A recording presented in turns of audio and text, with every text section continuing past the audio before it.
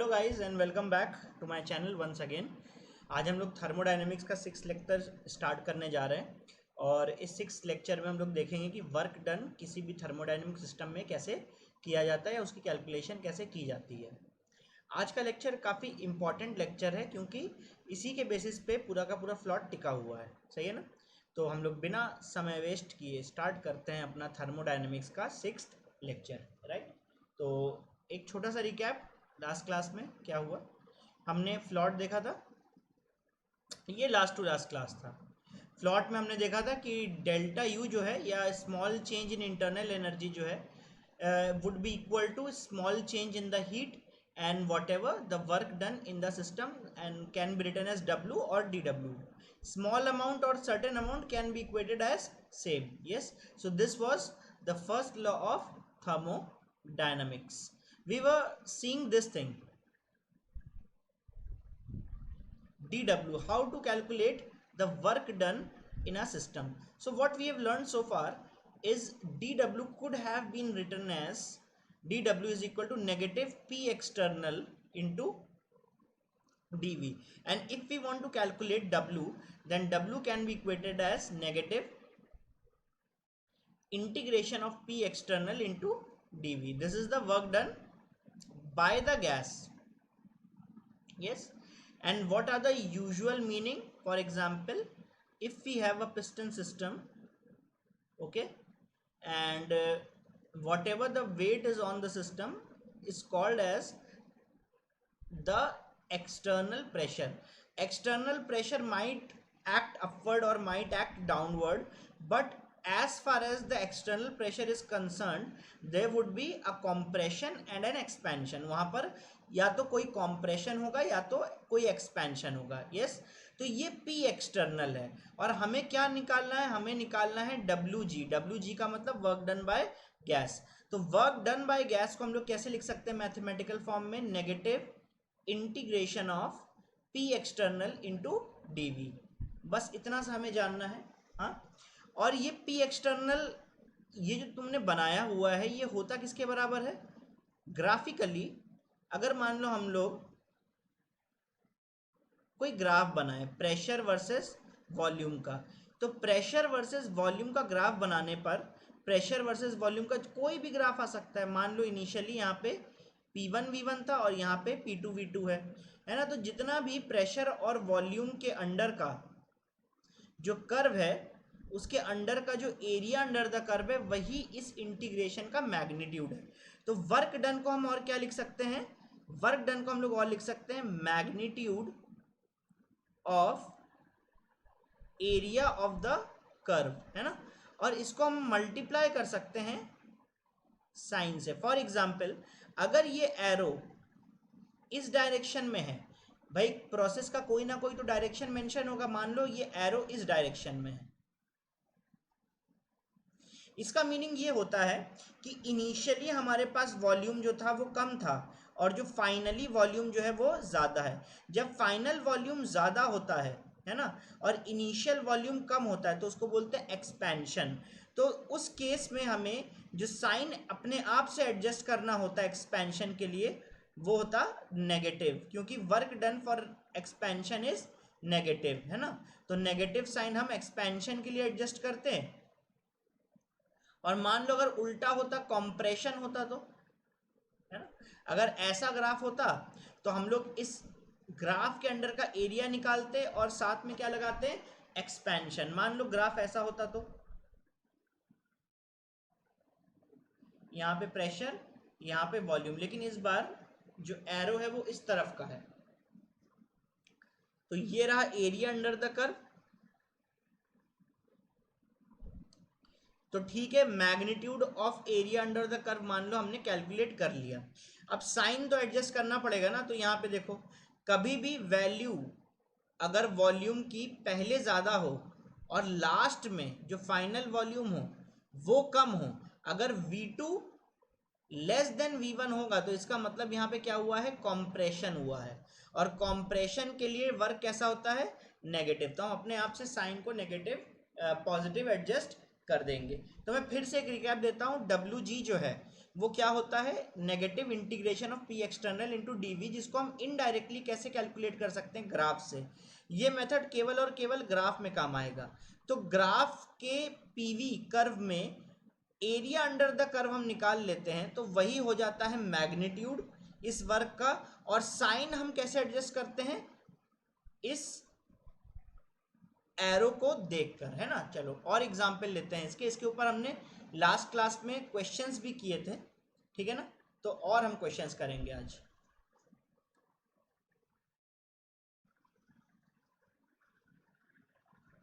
ठीक है,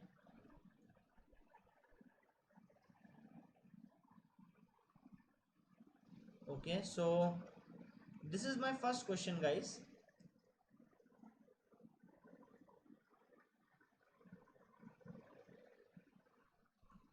सो this is my first question. So how do we do it.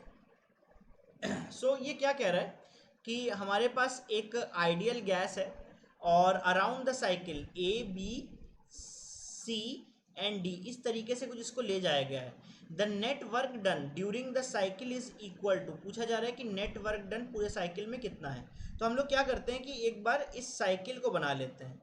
हमारे पास रफली एक पीवी डायग्राम है, ये पी है, ये वी है। हमने ए से स्टार्ट किया, ए से गए बी तक, ठीक है ना। बी से गए हम लोग सी पर, सी से गए हम लोग डी पर, और डी से वापस आ गए हम लोग ए पर, ठीक है ना। अब देखो जरा, जब हम ए से बी पे गए तो ए से बी पर ये तो आइसोकोरिक प्रोसेस है ना। कहाँ पे, इतने से पोर्शन में, ए से बी के पोर्शन में वॉल्यूम तो चेंज हो नहीं रहा। तो अगर वॉल्यूम चेंज हो नहीं रहा तो ए से बी के बीच में जो वर्क डन है वो जीरो होगा, सही है कि नहीं। क्योंकि एरिया अंडर द कर्व इस ए से बी तक के लिए जीरो है। लेकिन जब हम लोग बी से सी पर आ रहे हैं, है ना, तो बी से सी पर आने के लिए जो वर्क डन है वो इतने एरिया के बराबर है, सही है कि नहीं। मतलब ये जो ट्रायंगल है प्लस ये जो रेक्टेंगल है इतने एरिया के बराबर है। लेकिन ये वर्क डन है कैसा, देखो ध्यान से देखो इस एरो का डायरेक्शन, ये एरो लेस वॉल्यूम से, मतलब जो फाइनल वॉल्यूम यहाँ पे हमारे पास होने वाला है V2 वो ज़्यादा है और इनिशियल वॉल्यूम कम है। तो ये क्या हुआ, ये एक्सपेंशन हुआ। और एक्सपेंशन के लिए वर्क डन कैसा है, नेगेटिव है ना। तो वर्क डन नेगेटिव है बी से सी तक के लिए, ये बात समझ में आती है। और यहाँ का मैग्नीट्यूड क्या है, ये जो ट्रायंगल है प्लस ये जो तुम्हारे पास, सॉरी ये जो तुम्हारे पास ट्रायंगल है और ये जो रेक्टेंगल है, ये इसका मैग्नीट्यूड है। अब हम लोग सी से डी की तरफ बढ़ते हैं। सी से डी, फिर से ए से बी पर तो वर्क डन जीरो है, बी से सी गए, अब सी से डी पर भी देखो वर्क डन जीरो होगा। क्यों वर्क डन जीरो होगा, क्योंकि यहाँ पे वॉल्यूम तुम्हारा कांस्टेंट है और कांस्टेंट वॉल्यूम जब होता है तो वर्क डन कैसा होता है, जीरो होता है। तो लास्ट पे आते हैं डी से ए। अब जब हम डी से ए आ रहे हैं तो देखो जरा यहाँ पर total area under the curve क्या है, डी से ए मतलब यहाँ पे आना हुआ। तो यहाँ पे एरिया अंडर द कर्व, तो ये पूरे रेक्टेंगल का मतलब डी ए सी, ये रेक्टेंगल का एरिया हुआ, रेक्टेंगल कह रहा हूँ सॉरी ट्रायंगल, इस ट्रायंगल का एरिया हुआ और प्लस ये जो रेक्टेंगल है। अब देखो जरा ट्रायंगल जो हमारे पास ए बी सी है वो एकदम इक्वल है एरिया वाइज डी ए सी के। सही से देखो ए बी सी जो ट्रायंगल है क्या वो डी ए सी ट्रायंगल के एकदम बराबर है एरिया वाइज, और साथ ही साथ ये रेक्टेंगल कॉमन है। क्लियर है कि नहीं। तो जो मैग्नीट्यूड बीसी में है वही सेम मैग्नीट्यूड हमारा डी ए में भी है ना। लेकिन वर्क डन यहाँ पे नेगेटिव है और यहाँ पे वर्क डन कैसा है, यहाँ पे जो फाइनल वॉल्यूम है यहाँ पर और ये जो इनिशियल वॉल्यूम है, तो देखो इनिशियल वॉल्यूम ज़्यादा है पॉइंट डी पर और जो फाइनल वॉल्यूम है वो कम है, तो मतलब ये कॉम्प्रेशन हुआ, मतलब यहाँ वर्क डन कैसा है, पॉजिटिव। तो बेसिकली जो BC में वर्क हो रहा है और जो DA में वर्क हो रहा है उन दोनों का ही मैग्नीट्यूड तो सेम है लेकिन नेचर अलग अलग है। तो मतलब अगर एक -10 है तो एक +10 है, तो नेट वर्क डन कितना हो गया, 0। तो आंसर मेरा कितना हो गया, 0। बात समझ में आती है। चलो हम नेक्स्ट क्वेश्चन पे आते हैं। नेक्स्ट ओके, चलो हम लोग दूसरा एक क्वेश्चन लेते हैं। नेक्स्ट क्वेश्चन कुछ इस तरीके से है, मान लो हमारे पास ऐसा एक ग्राफ है, मान लो हमारे पास कुछ एक ऐसा ग्राफ है, ठीक है ना। अब हमने क्या किया कि यहाँ पे एक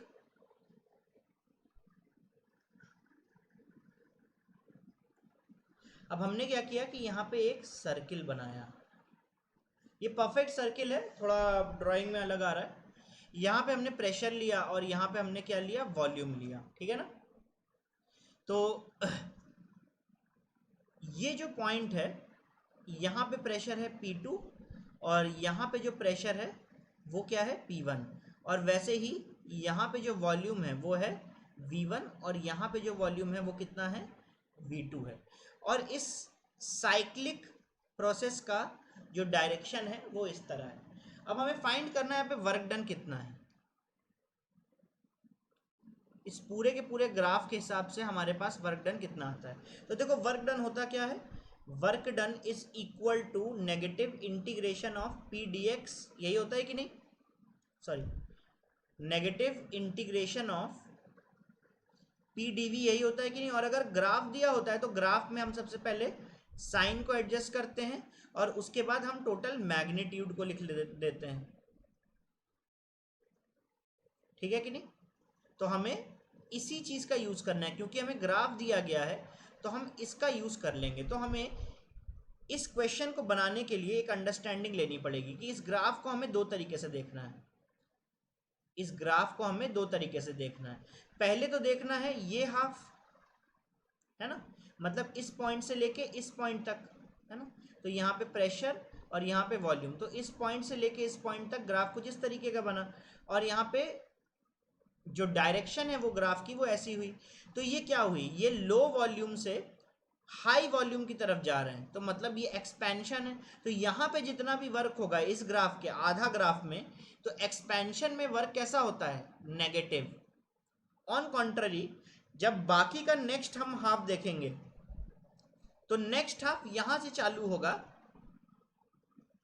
और यहां पे आके खत्म हो जाएगा। और इसके अंदर एरिया अंडर द ग्राफ कितना है, केवल इतना, है ना। लेकिन यहाँ पे जो वर्क डन है वो यहाँ से शुरू हुआ है, तो ये है तुम्हारे पास इनिशियल पॉइंट और ये है फाइनल पॉइंट, है ना। तो मैं एरो मार्क कर देता हूँ। तो वर्क डन जो होगा ये कंप्रेशन की वजह से है और यहाँ पे वर्क डन कैसा होगा, पॉजिटिव। जब तुम इन दोनों को एक साथ देखोगे तो ये जो एरिया अंडर द कर्व है ये तो दोनों में कॉमन पड़ जाता है, और लेकिन एक का साइन पॉजिटिव है और दूसरे का साइन नेगेटिव है, तो ये तो कैंसिल आउट हो जाता है। लेकिन जो एरिया ऑफ द सर्किल है ना, वो इसके लिए तो है लेकिन इसमें एरिया ऑफ द सर्किल कुछ है ही नहीं। तो बेसिकली इतना पोर्शन जो है वो कैंसिल आउट हो जाएगा एक्सपेंशन का और कॉम्प्रेशन का, लेकिन एक्सपेंशन में जो एक्स्ट्रा एरिया ऑफ सर्किल आ रहा है वो बचा रह जाएगा। तो area of the circle work done किसकी वजह से है, एक्सपेंशन के लिए। तो यहाँ पे नेट वर्क डन जो है वो कैसा होगा, नेगेटिव। तो बेसिकली आंसर अगर हम लोग देखें तो साइन मेरे पास क्या आ गया, नेगेटिव ऑलरेडी, और साथ ही साथ मैग्नीट्यूड क्या आ जाएगा, एरिया ऑफ सर्किल, ठीक है ना। अब देखो एरिया ऑफ सर्किल हम कैसे निकाल सकते हैं। एरिया ऑफ सर्किल निकालने के हमारे पास बहुत सारे तरीके हैं। फॉर एग्जाम्पल हम लोग एरिया ऑफ सर्किल होता क्या है, पाई आर स्क्वायर, सही है ना। तो भाई ठीक है, पाई है, आर देखो क्या है, P2 minus P1 whole divided by 2। क्या ये रेडियस इस सर्किल का रेडियस के बराबर होगा कि नहीं होगा, P2 माइनस P1, ये तो डायमीटर हो गया, डिवाइडेड बाई 2, ये सर्किल के रेडियस के बराबर होगा कि नहीं होगा, और होल स्क्वायर लगा दें। तो क्या ये एरिया ऑफ सर्किल माना जाएगा, क्योंकि ये तो एरिया ऑफ द सर्किल है, या तो ये माना जाएगा पाई। देखो V2 माइनस V1, ये भी तो तुम्हारे पास होल डिवाइडेड बाई 2, ये भी तो रेडियस के बराबर होगा, इसको हमने होल स्क्वायर कर दिया। क्या ये माना जाएगा एरिया ऑफ द सर्किल, या तो ये माना जाए कि हम पाई आर स्क्वायर लिख रहे हैं ना, तो पाई आर स्क्वायर को हम क्या लिख सकते हैं, पाई इंटू आर, है ना। तो एक हम पाई यहां से ले लेते हैं, एक आर हम ले लेते हैं P2 minus P1 whole divided by 2, है ना, और एक आर हम V की तरफ से ले लेते हैं, V2 minus V1 whole divided by 2। बताओ हमारे पास तीन आंसर हैं, एक तो ये आंसर हो सकता है, दूसरा ये आंसर हो सकता है, तीसरा ये आंसर हो सकता है। ये भी एरिया ऑफ द सर्किल को रिप्रेजेंट करता है, ये भी एरिया ऑफ द सर्किल को रिप्रेजेंट करता है, ये भी एरिया ऑफ द सर्किल को रिप्रेजेंट करता है। लेकिन मैथमेटिकली हमें आंसर लेना क्या होगा, ये लेना होगा, ये लेना होगा, कि ये लेना होगा। देखो आंसर सिंपल है, आंसर हमें ये लेना है, आंसर हमें ये लेना है। आंसर ये क्यों लेना है, क्योंकि ये डायमेंशनली वर्क का ही यूनिट आता है। अगर हम केवल पी स्क्वायर कर देते हैं तो पास्कल स्क्वायर वर्क की यूनिट नहीं होती है। अगर हम ये वाला फॉर्मूला ले लेते हैं तो वर्क की यूनिट आ जाएगी वॉल्यूम स्क्वायर, जो कि वर्क की यूनिट नहीं होती है।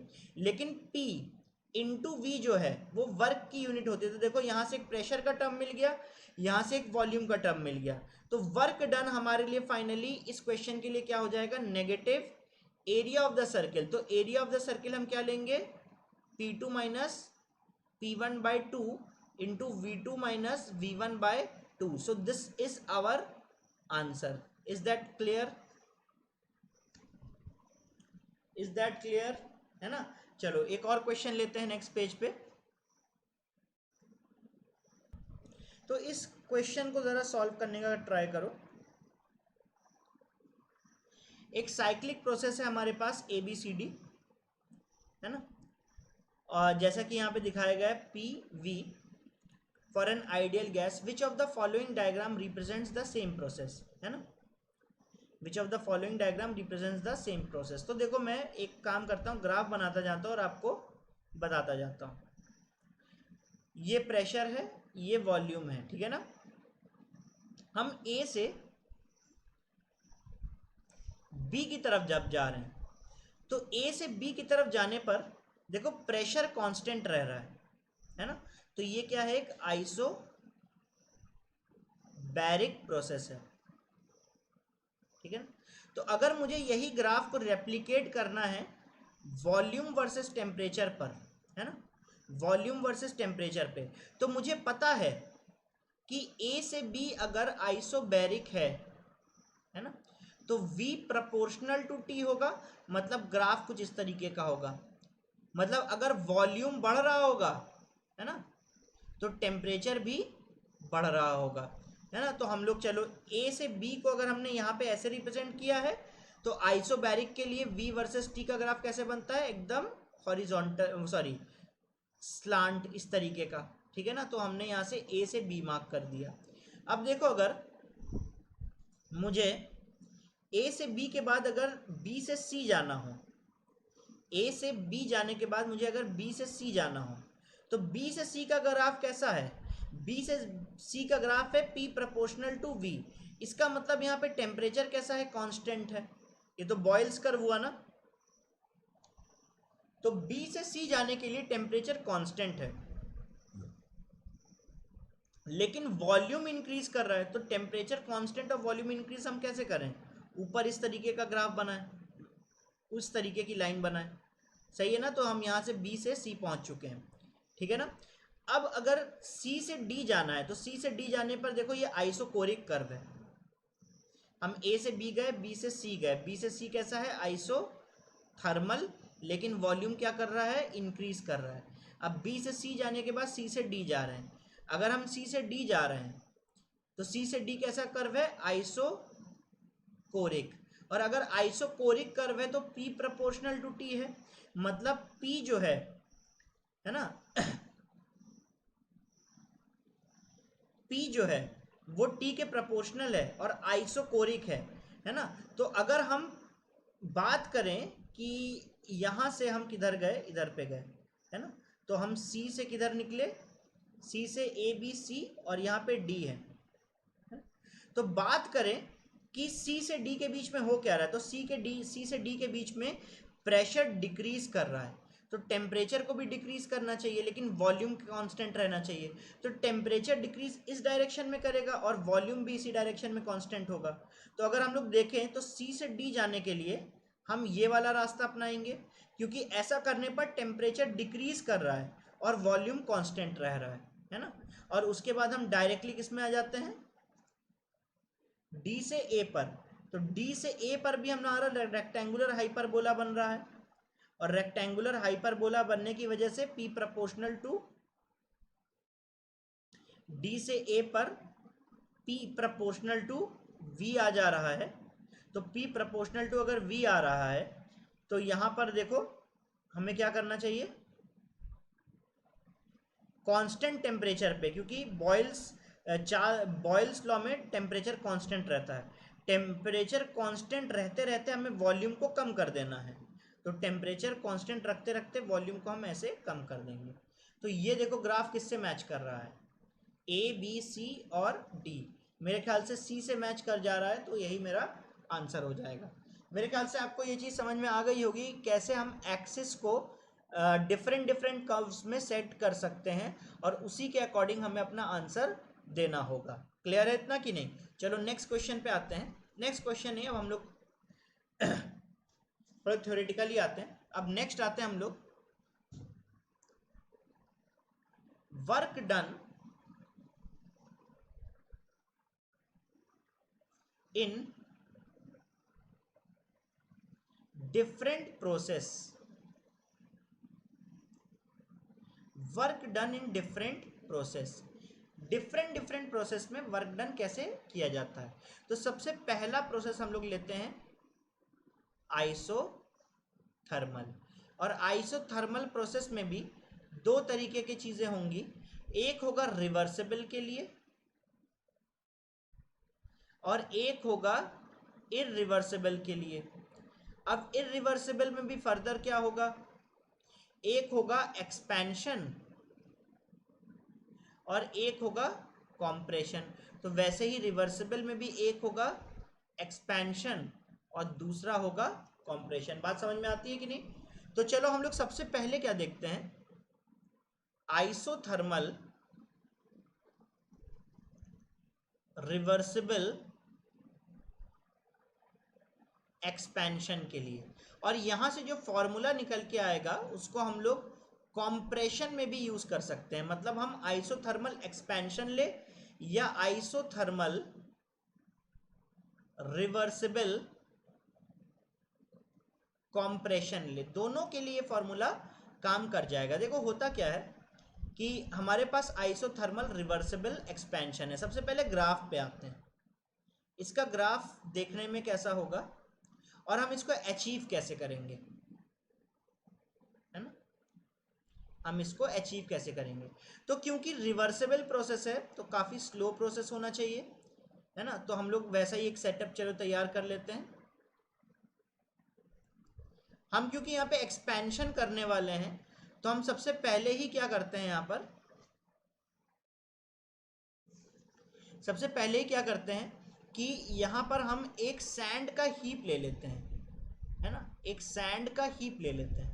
तो सैंड का हीप जानते ही हम क्या करेंगे, एक एक करके सैंड के पार्टिकल हटाएंगे।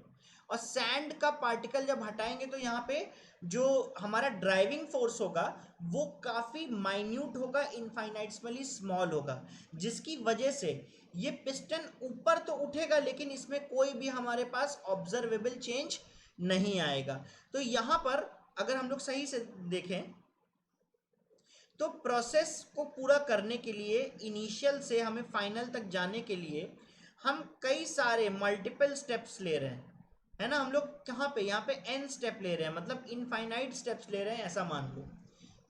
स्टेप 1 और स्टेप 2 और step 3, step 4, step 5 and so on, ठीक है ना।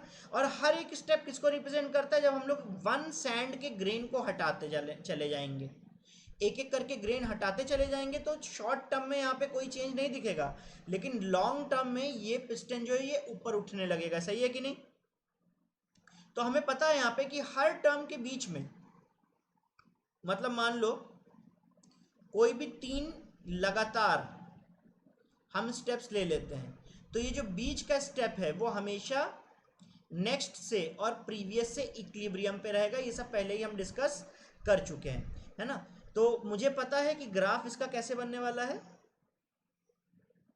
क्योंकि एक एक करके हम ग्रेन को हटा रहे हैं, तो यहाँ पे प्रेशर है, यहाँ पे वॉल्यूम है, एक स्मूथ पीवी कर्व बनेगा कि नहीं ऐसा,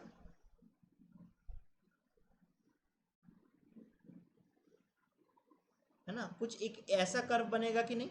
यहाँ पे प्रेशर P1 है, V1 है, और यहाँ पे प्रेशर P2 है और V2 है, कुछ इस तरीके का कर्व बनेगा कि नहीं। तो एरिया अंडर द कर्व अगर हमें निकालना है, तो ग्राफिकल तरीका तो तुम सीख ही चुके हो कि वर्क डन ग्राफ से कैसे निकाला जाता है, नेगेटिव या पॉजिटिव, मतलब यहाँ पे साइन को एडजस्ट किया जाता है, इनटू यहाँ पे मैग्नीट्यूड रखा जाता है किसका, एरिया अंडर कर्व का, ठीक है ना। लेकिन अगर मान लो मैथमेटिकली हम कुछ डेरिवेशन करें, तो मैथमेटिकल डेरिवेशन क्या है, तो work done is equal to negative P into d V, ये होगा कि नहीं। अब देखो हर एक पॉइंट के बीच में जब हमारे पास इक्विलिब्रियम है, इसका मतलब प्रेशर जो है यहाँ पे P एक्सटर्नल जो है वो हर पॉइंट पे चेंज हो रहा है, क्योंकि जैसे ही हम ग्रेन को यहाँ से हटाएंगे तो P एक्सटर्नल चेंज हो जाएगा, फिर दूसरे ग्रेन को हटाएंगे तो फिर से P एक्सटर्नल चेंज हो जाएगा, फिर तीसरे ग्रेन को हटाएंगे फिर से P एक्सटर्नल चेंज हो जाएगा। तो हमें यहाँ पे फंक्शन के बेसिस पे इंटीग्रेशन करना होगा, क्योंकि यहाँ पे P जो है वो कांस्टेंट तो है नहीं, तो P को हमें वॉल्यूम का फंक्शन बनाना पड़ेगा, ठीक है ना। तो P को हम वॉल्यूम का फंक्शन कैसे बना सकते हैं, negative integration of n R T by V और यहाँ पे डी वी, सही है कि नहीं। तो आइसोथर्मल प्रोसेस है, तो टेम्परेचर कैसा होगा, कांस्टेंट होगा। अगर हम यहाँ पे बात करें इंटीग्रेशन की, तो इंटीग्रेशन हम कहाँ से कहाँ तक कर रहे हैं, V1 से लेके V2 तक, तो हमें यहाँ पे लिमिट भी पुट करनी चाहिए V1 से लेकर V2 तक, तो पूरा इसको सॉल्व करना, तो देखना वर्क डन क्या आ जाएगा, तो वर्क डन आ जाएगा हमारे पास, तो वर्क डन आ जाएगा हमारे पास आइसोथर्मल रिवर्सिबल एक्सपेंशन के लिए ये negative n R T ln of V2 upon V1 ये आ जाएगा, ठीक है ना। तो यहां से जरा गौर करना,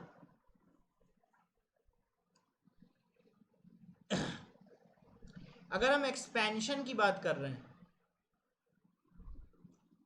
तो एक्सपेंशन में तो V2 ग्रेटर देन V1 होता है, इसका मतलब lawn of V2 upon V1 जो है वो एक पॉजिटिव वैल्यू है, लेकिन बाहर ऑलरेडी एक नेगेटिव वैल्यू है, तो वर्क डन कैसा आ जाएगा, नेगेटिव आ जाएगा। तो नेगेटिव इंटू पॉजिटिव कैसा आ जाएगा, नेगेटिव आ जाएगा। तो हम लोग अगर रिवर्स आइसोथर्मल रिवर्सिबल एक्सपेंशन की बात करें तो वर्क डन कैसा आ रहा है, नेगेटिव। देखो सेम यही चीज हम क्या कर सकते हैं,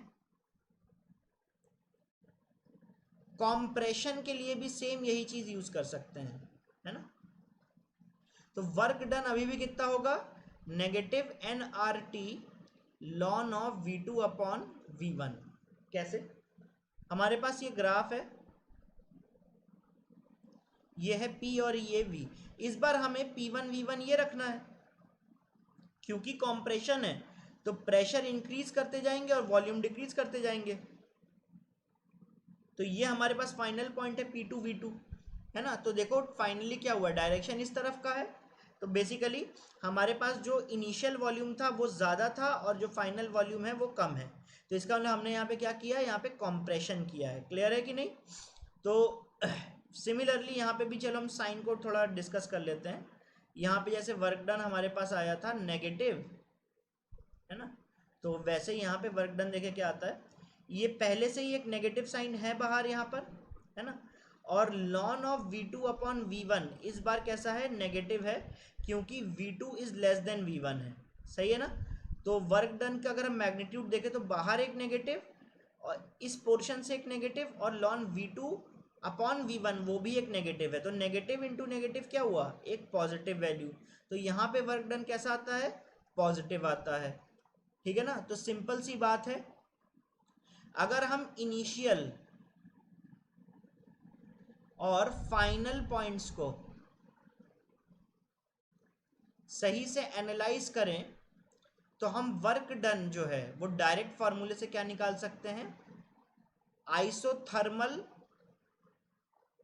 रिवर्सिबल प्रोसेस के लिए work done can be written as nRT ln of v2 upon v1, सही है। This is the thing, okay. क्या ये बात सबको समझ में आई? चलो हम एक काम करते हैं, क्वेश्चन लेते हैं इसके ऊपर।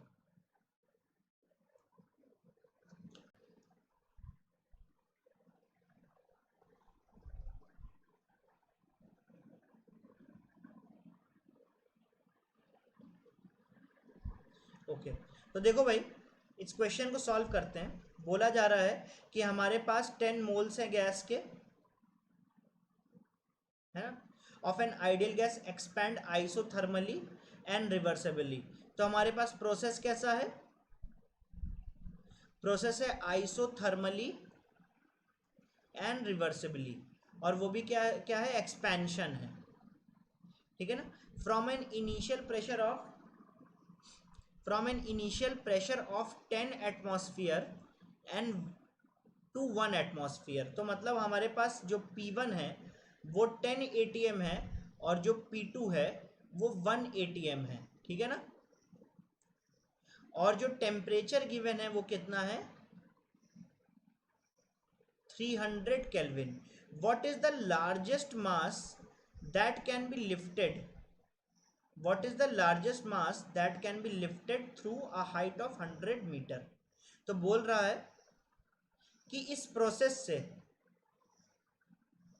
जितनी भी एनर्जी निकलेगी या जितनी भी एनर्जी यहाँ पे कंज्यूम करवाई जाएगी, उस एनर्जी से हम कितना कितना लार्जेस्ट मास जो है उसको हम 100 मीटर तक लिफ्ट कर सकते हैं, ठीक है ना। तो हम लोग मान लेते हैं कि ये जो लार्जेस्ट मास है इसका मास कितना है, m। तो हमें इसको 100 मीटर तक उठाने के लिए कितनी एनर्जी की रिक्वायरमेंट है, तो एनर्जी की रिक्वायरमेंट है m इंटू जी इंटू एच, मतलब जो पोटेंशियल एनर्जी में चेंज आया है ना। तो बेसिकली एनर्जी जो है वो कितनी हमें चाहिए, m तो एक वेरिएबल है, g को चलो हम 10 ले लेते हैं, और h कितना गिवन है, 100 मीटर। तो बेसिकली हमें कितनी एनर्जी चाहिए, 1000 m के बराबर हमें एनर्जी चाहिए, है ना। अब हमें ये एनर्जी मिलेगी कहाँ से, ये एनर्जी मिलेगी ये ideal gas expansion isothermally and reversibly. तो मुझे तो पता है कि एक्सपेंशन में वर्क डन कितना होता है, negative nRT lawn of v2 upon v1, है ना। तो ध्यान रखना इस बात का कि अगर आइसोथर्मल प्रोसेस है तो मतलब P1 V1 is equal to P2 V2 होता है, और अगर ऐसा है तो V2 अपॉन V1 को हम P1 अपॉन P2 भी लिख सकते हैं। तो ये इसी चीज़ को यहाँ पे मॉडिफाई कर लेते हैं। तो वर्क डन हम क्या लिख रहे हैं डायरेक्टली, क्योंकि हमें वैल्यूज प्रेशर की गिवन है ना, तो वर्क डन हम क्या लिख पा रहे हैं कि work done is equal to negative n की वैल्यू कितनी है 10, r चलो यहाँ पे हम लोग ले लेते हैं, r हम लोग ले लेते हैं यहाँ पर 8.31 मतलब 25/3। तो negative n into R into T कितना है, 300। तो आंसर जूल में आएगा क्योंकि r की वैल्यू हमने जूल वाली ली है ना, into lawn of P1 upon P2, क्योंकि V2 अपॉन V1 का रेशियो P1 अपॉन P2 के बराबर है। तो P1 है 10 और P2 है कितना, 1। तो ये हमारे पास वर्क डन आ गया कि नहीं आ गया, है ना। तो वर्क डन हमारे पास कितना आ जाता है, 100 1000 और ln 10 का मतलब कितना हुआ -2.303 -2.303 into 100,000 okay and this is 25 तो 25,000 इतना जूल आ गया कि नहीं आ गया इतना जूल। तो देखो नेक्स्ट पेज पे जाते हैं हमारे पास E की वैल्यू कितनी है 1000 m और ये m क्या है ये m है हमारे पास largest mass that can be lifted by 100 metres और हमें वर्क डन से मैग्नीट्यूड वाइज देखो नेगेटिव का मतलब क्या होता है नेगेटिव का मतलब होता है रिलीज होना तो कितनी एनर्जी रिलीज हुई है 2.303 इंटू 25,000 सही है ना। तो बेसिकली इन दोनों को इक्वेट कर दो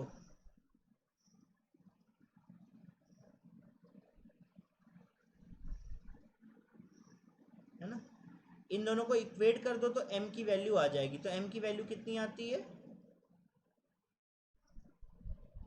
m की वैल्यू इतनी आ जाती 1000 है और ये 25,000 है ना तो m की वैल्यू लगभग इतनी आ जाती है ना। तो आंसर मेरा क्या होगा इतना ग्राम्स इसको सॉल्व करके देख लेना एक बार इतना समझ में आया। अब हम लोग आते हैं नेक्स्ट पे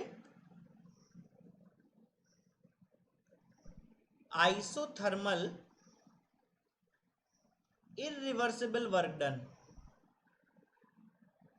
आइसोथर्मल इरिवर्सिबल वर्क डन सही है ना। तो सबसे पहले आइसोथर्मल इरिवर्सिबल वर्क डन में आते हैं हम लोग एक्सपेंशन पे ठीक है। तो देखो आइसोथर्मल इरिवर्सिबल वर्क डन में एक्सपेंशन अगर हम लोग देखते हैं तो एक ग्राफ से देखेंगे ठीक है। ध्यान देना हमारे पास एक पिस्टन सिस्टम है जो एक्सटर्नल प्रेशर है वो हमारे पास मान लो एक बड़े से ब्लॉक की वजह से है ठीक है ना। तो जितना भी हमारे पास एक्सटर्नल प्रेशर है वो किसकी वजह से है P एटमॉस्फेयर और ये जो ब्लॉक का मास है ना pressure due to block of मास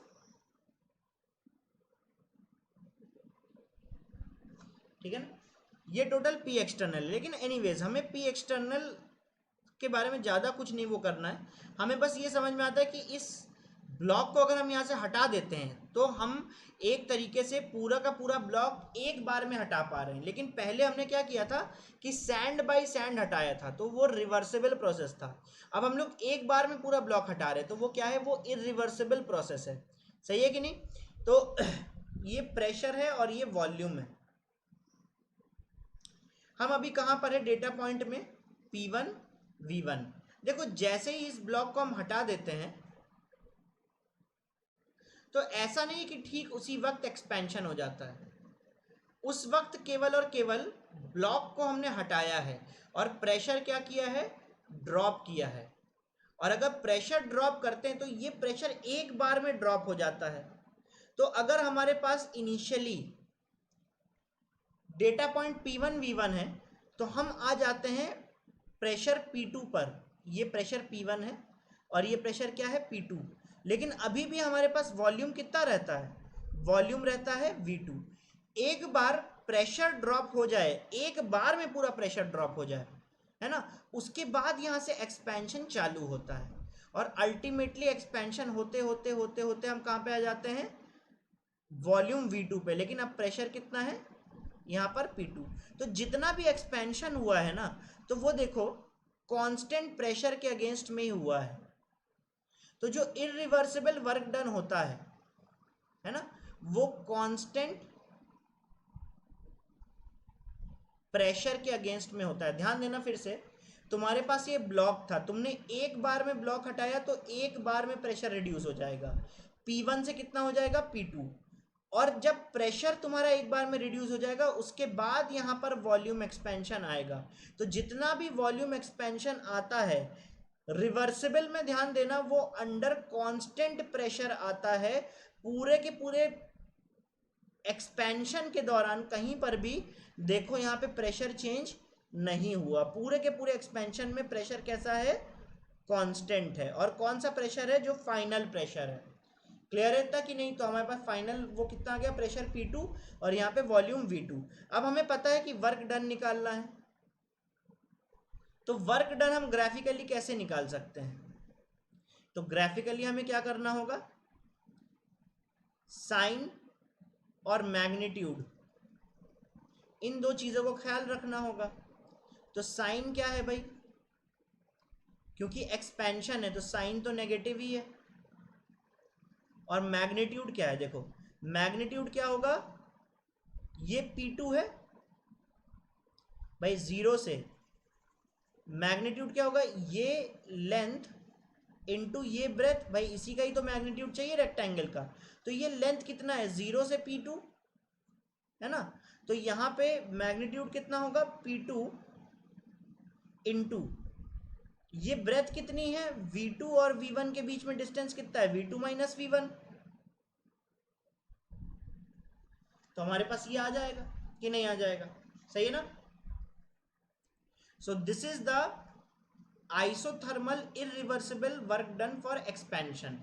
अलग से साइन एडजस्ट करो और अलग से मैग्नीट्यूड एडजस्ट करो, तो हमें क्या मिल जाएगा, वर्क डन। अब अगर मान लो हमें वर्क डन निकालना है लेकिन इंटीग्रेशन से निकालना है, तो P dV, सही है कि नहीं। अब देखो पूरे प्रोसेस के दौरान जब भी हमारे पास एक्सपेंशन हुआ तो उस पूरे एक्सपेंशन में प्रेशर कांस्टेंट था कि नहीं, है ना। तो अगर हम ऐसे भी निकाले इंटीग्रेट करके, देखना यही सेम रिजल्ट आएगा। तो सेम रिजल्ट लाने के लिए हमें क्या करना होगा, ओके नेगेटिव, है ना। P तो बाहर ही ले आते हैं, और ये P की वैल्यू क्या है, ये P की वैल्यू है P2। तो ये P2 को बाहर ले आते हैं, जो कांस्टेंट प्रेशर है जिसके अगेंस्ट में वॉल्यूम एक्सपेंशन आया है, भाई वो तो P2 ही है ना फाइनल प्रेशर। तो फाइनल प्रेशर को यहाँ ले आते हैं, और यहाँ पे dV बचा, है ना। और dV को इंटीग्रेट क्या करना है, इनिशियल से फाइनल, है ना। तो इनिशियल वैल्यू है V1 और फाइनल वैल्यू कितनी है, V2। तो आंसर देखो क्या आ जाएगा, negative P2 V2 minus V1। यही आ गया कि नहीं आ गया। तो देखो चाहे ग्राफ से निकालो या इंटीग्रेट करके निकालो, बात तो एक ही आनी है ना। अगर सिमिलरली मान लो,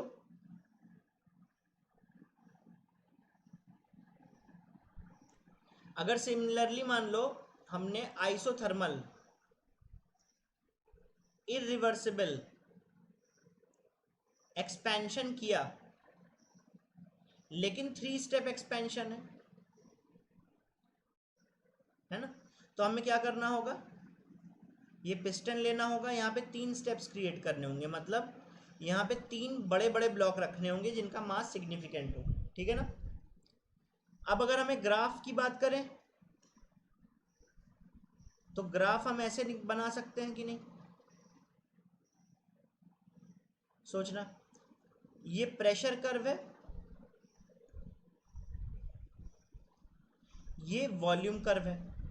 हम एक एक करके इन तीनों को हटाने वाले हैं। तो शुरुआत में हमने ये हटाया मान लो, तो अगर हमारे पास P1 V1 है, तो एक बार में प्रेशर कितना P2 तक ड्रॉप करेगा, है ना, P2 तक ड्रॉप करेगा। और यहाँ पर वॉल्यूम कितना है, अभी भी V1 है। तो ये पहले स्टेज का एक्सपेंशन हमें मिल जाएगा यहाँ पर, ठीक है कि नहीं। तो यहाँ से लेके यहाँ तक एक्सपेंशन मिल गया। अब वैल्यू कितनी हो गई, P2 V2। अब उसके बाद जब हमने दूसरा ब्लॉक भी हटा दिया, तो दूसरा ब्लॉक हटाने पर हमें फिर से एक क्या मिलेगा, लोअरिंग ऑफ प्रेशर मिलेगा। तो जो लोअरिंग ऑफ प्रेशर मिल रहा है वो क्या है, पहले यहाँ पे प्रेशर P2 था, इनिशियली प्रेशर P1 था, यहाँ से स्टार्ट किया, पहला हमें यहाँ पे एक्सपेंशन मिला। तो अगर हमें पहला एक्सपेंशन ये मिला, तो शुरुआत में वर्क डन पहले स्टेज की वजह से इतनी हुई कि नहीं। अब अगर हमने दूसरा ब्लॉक भी हटा दिया, तो प्रेशर जो है वो P2 से गिर के कितना आ गया, मान लेते P3 आ गया। तो यहाँ पे प्रेशर P3 है और वॉल्यूम कितना है, अभी भी V2 है, और यहाँ पे एक्सपेंशन हुआ। अब जब एक्सपेंशन हुआ तो इस एक्सपेंशन की वजह से एरिया अंडर द कर्व कितना आ जाएगा, इतना आ जाएगा, है कि नहीं। तो यहाँ पे प्रेशर P3 और वॉल्यूम कितना V3, सही है। और इसके बाद फर्दर अगर मान लो हमने ये तीसरा वाला भी हटा दिया तो फिर से प्रेशर ड्रॉप करेगा, और प्रेशर ड्रॉप करते करते कितना हो गया इस बार, P4 हो गया। और P4 के बाद में जैसे ही इसको तुमने हटाया तो पहले प्रेशर ड्रॉप करेगा, उसके बाद वॉल्यूम एक्सपेंशन, तो यहाँ पे P4 और V4 आ जाएगा। तो अगर हम लोग सही से देखें तो टोटल वर्क डन कितना होगा, तो टोटल वर्क डन होगा नेट साइन इनटू मैग्नीट्यूड। मैं ग्राफ से ही बता देता हूं, साइन तो हम पहले ही एडजस्ट कर लें क्योंकि हम लो वॉल्यूम से हाई वॉल्यूम की तरफ गए तो एक्सपेंशन है, और एक्सपेंशन के लिए साइन हम पहले से ही लगा देते हैं नेगेटिव।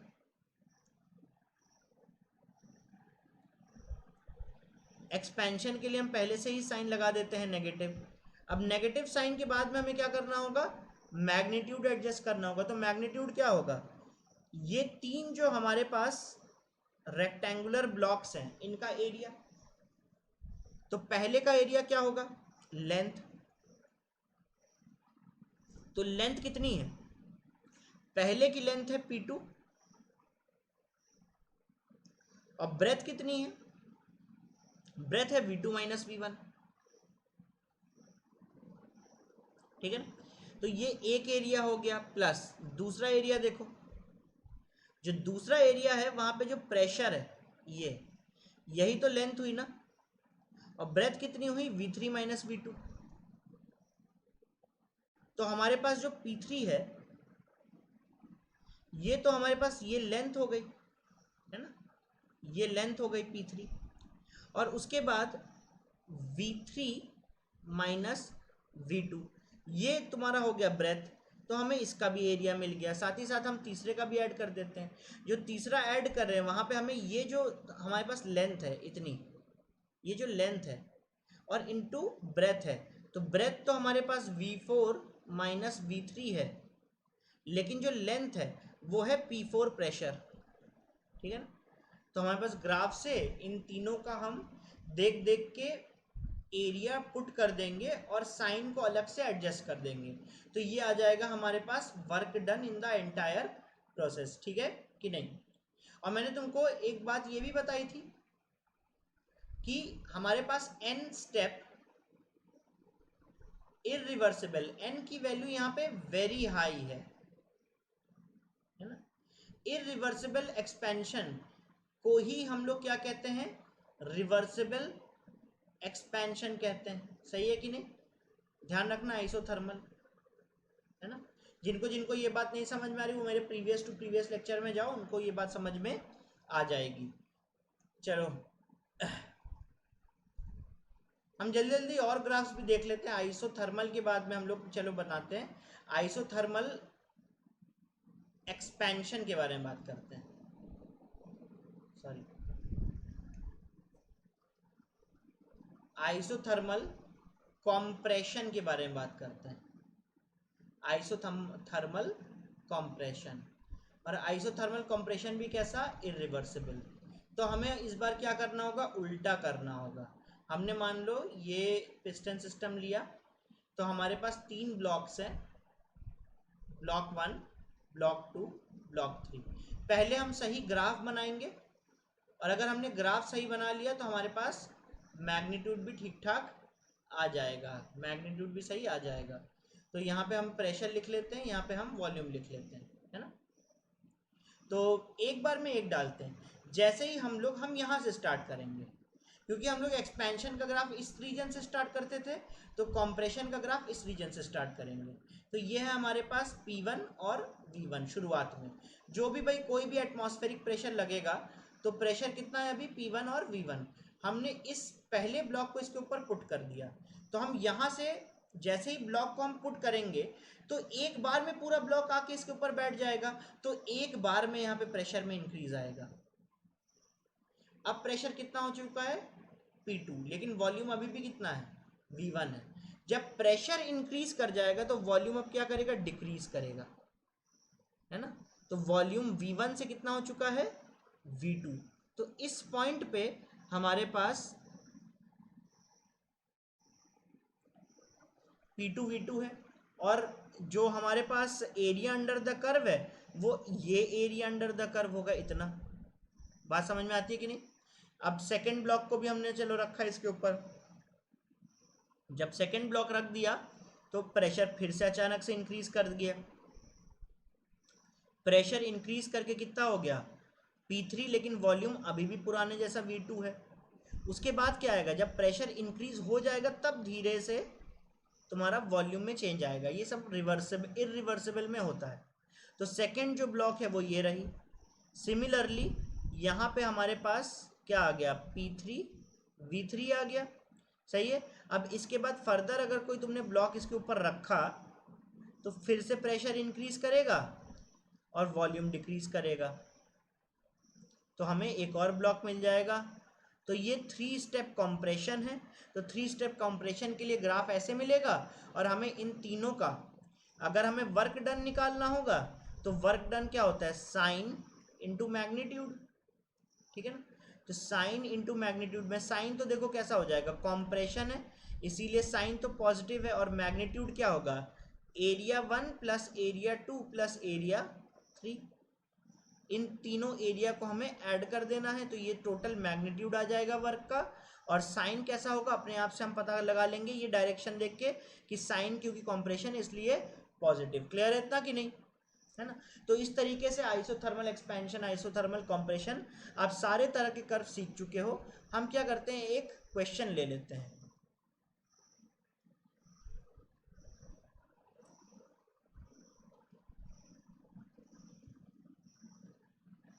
ठीक है, तो देखो भाई ये क्वेश्चन है।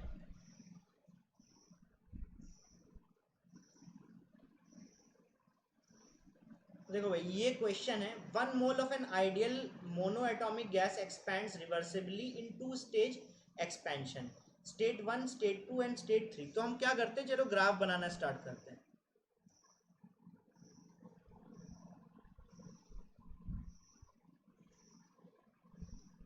टू स्टेज है तो प्रेशर हमने यहाँ पे पुट किया है और वॉल्यूम यहाँ पे पुट किया है। अगर टू स्टेज है तो हमारे पास डेटा पॉइंट्स टोटल कितने होंगे, 3। तो इनिशियल डेटा पॉइंट क्या है, एक्सपेंशन कर रहे हैं ना, ओके। एक्सपेंशन हमेशा यहाँ से स्टार्ट किया जाएगा। तो प्रेशर कितना है, 8 बार एंड 4 लीटर। ठीक है ना? टेम्परेचर चेंज हो ही नहीं रहा है, टेम्परेचर कितना है, 300 केल्विन। तो ये आइसोथर्मल प्रोसेस हुआ, और आइसोथर्मल प्रोसेस है और इरिवर्सिबल प्रोसेस है। तो आइसोथर्मल इरिवर्सिबल प्रोसेस के लिए हमें कैसे वर्क निकालना है वो हमें पता है। जो नेक्स्ट डेटा पॉइंट है वो कितना है, 2 बार। तो यहां से सबसे पहले ग्राफ क्या हुआ होगा, तुम ये रीड कर रहे हो कि नहीं, आइसोथर्मल एक्सपेंशन है ये, और वो भी आइसोथर्मल एक्सपेंशन 2 स्टेज एक्सपेंशन है। तो मैंने क्या बताया था कि पहले स्टेज में पहला पॉइंट जो है वहां से प्रेशर पहले नीचे गिरता है। प्रेशर कितना हो गया, 2 बार, और फिलहाल वॉल्यूम कितना है, वॉल्यूम अभी भी 4 लीटर है, और उसके बाद वॉल्यूम इंक्रीज करता है। तो यहां पर वॉल्यूम कितना आ जाएगा, फाइनली हम स्टेट 2 मार्क कर देते हैं, 2 बार और कितना, 16 लीटर। ठीक है ना, ओके। अब उसके बाद फिर वही होगा, प्रेशर ड्रॉप करके कितना हो गया, 1 बार, और प्रेशर ड्रॉप तो मतलब वॉल्यूम एक्सपेंशन। तो यहाँ पे फाइनली कितना आ गया, 1 बार और 32 लीटर। सही है कि नहीं, 1 बार 32 लीटर। तो हमें वर्क निकालना है। तो वर्क क्या होता है, साइन इंटू मैग्नीट्यूड। तो साइन तो मुझे पता है नेगेटिव। क्यों नेगेटिव, क्योंकि ये एक्सपेंशन है। 4 लीटर से कितना हो जा रहा है, 32 लीटर। तो साइन के बाद मैग्नीट्यूड, मैग्नीट्यूड में हम देखें ये मैग्नीट्यूड और इस ब्लॉक का मैग्नीट्यूड निकालना है, एरिया निकालना है। तो पहले इसका एरिया निकालते हैं, एरिया 1 निकालते हैं। एरिया 1 देखो, ये हमारे पास लेंथ है और ये हमारे पास ब्रेथ है। तो ब्रेथ तो 16 माइनस 4 है,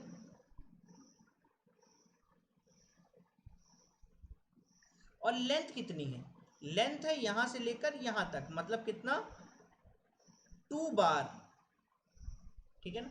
और वैसे ही एरिया 2 निकाल लेते हैं। अब ये जो एरिया 2 है वो कहां से कहां तक है, 32 लीटर, मतलब जो हमारे पास ब्रेथ है वो है वॉल्यूम एक्सेस पर।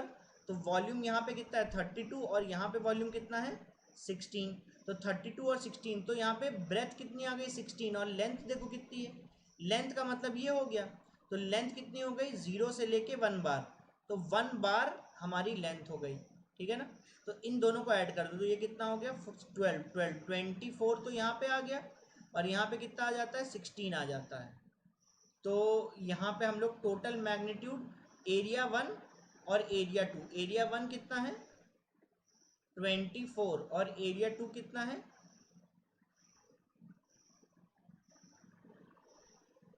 एरिया 2 कितना है 16। ओके,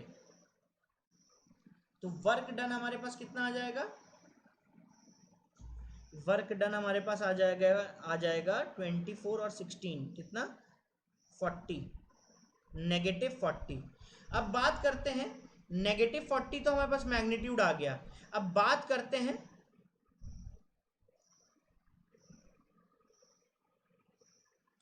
कि यहां पे वर्क डन जो है वो कितना है बार लीटर में है। तो बार लीटर को अगर हमें एसआई यूनिट में चेंज करना है तो बार को हमें पास्कल में चेंज करना होगा और लीटर को हमें मीटर क्यूब में चेंज करना होगा। तो बेसिकली वर्क डन देखो कितना आ जाएगा -40 बार। मुझे पता है कि जो 1 बार होता है वो 10⁵ पास्कल है, तो यहाँ पे मैं इंटू 10⁵ लगा दूं। और यहाँ पे लीटर है तो मुझे पता है कि जो 1 लीटर है ना, वो 10⁻³ मीटर क्यूब है। तो यहाँ पे मैंने क्या किया 10⁻³ मीटर क्यूब। तो बार को पास्कल में और मीटर क्यूब लीटर को मीटर क्यूब में चेंज करने पर हमें आंसर जूल में मिल जाएगा कि नहीं। तो फाइनली हमारे पास वर्क डन देखो कितना आ गया, work done is equal to -4, यहाँ पे 2 है तो -4000 जूल, इतना वर्क आ गया कि नहीं आ गया, है ना। तो हमें यहाँ पे क्या करना है कि बताना है कि total heat absorb by the gas, total heat absorb by the gas. तो ध्यान देना वर्क डन तो हमारा -4000 जूल आया था और जो प्रोसेस था वो था आइसोथर्मल इरिवर्सिबल एक्सपेंशन। आइसोथर्मल का मतलब डेल्टा यू की वैल्यू 0 है ना। और अगर हम लोग फ्लॉट लगाएं तो डेल्टा यू जो होता है वो Q प्लस W होता है। तो W जो है वो